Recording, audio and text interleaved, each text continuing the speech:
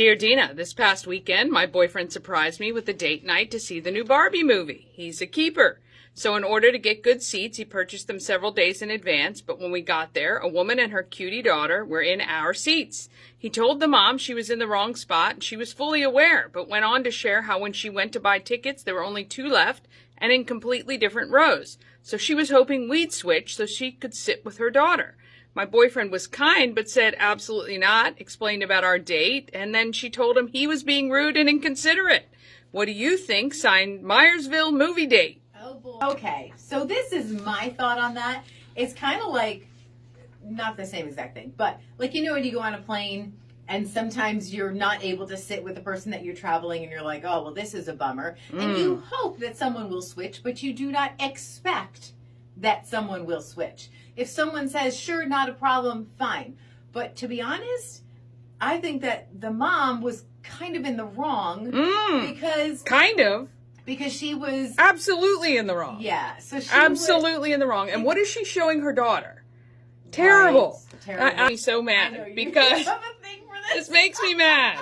Here's the thing. I was going to go to the Barbie movie with my daughter last Saturday, and there were three of us. There were 3 seats left, all in completely different parts of the thing. And I said, you know what? No, we'll wait. Right. We'll wait till we can get our seats together. No way was I going to buy those 3 tickets and then sit somewhere else and expect 3 other people to be inconvenienced. Well, and it's interesting. You've been, and my son went to go see the Mario movie. Now, this was the first time we saw it because we've seen it now 4 times. Because yes, my son frequent is flyers of the Mario movie. Huge Mario fan. Yeah, but it was the very, very first time, and of course, when we got there, and I said to my husband, "You need to buy the tickets in advance." Blah. No, it'll be fine. I mean, how busy could it be? It's like 11 o'clock in the morning. Okay. Yeah. So anyway, long story short, similar thing happened. Yeah. So what we did was my son sat in the very, very back row. That's where he likes to sit. My husband's seat was in the middle of the theater.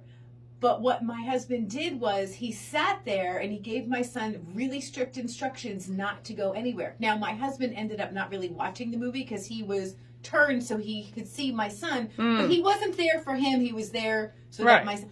Not once did he ask anyone to move. My son has disabilities. He has autism and Williams syndrome. Yeah. And I'm not saying that that's an excuse. I'm saying even though it's even riskier for someone who has special, you never, ever, ever. That was our fault. Yeah. That was our problem. Right. And we dealt with it. Right. So your boyfriend did nothing wrong. No. Now, I don't think there's any harm with them asking someone, hey, would you mind? I don't think there's any problem with that because sometimes people are like, yeah, whatever.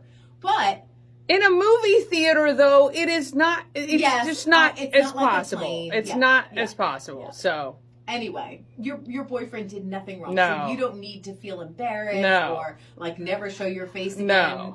No. It's all good. No. And he is a keeper. How sweet that he would go to Barbie. That's right. I hope he was all in pink too. Dear Dina, if you've got something that you're struggling with, we've got opinions, we've got advice. You don't have to take it, but you can find it under the features tab at Q103radio.com.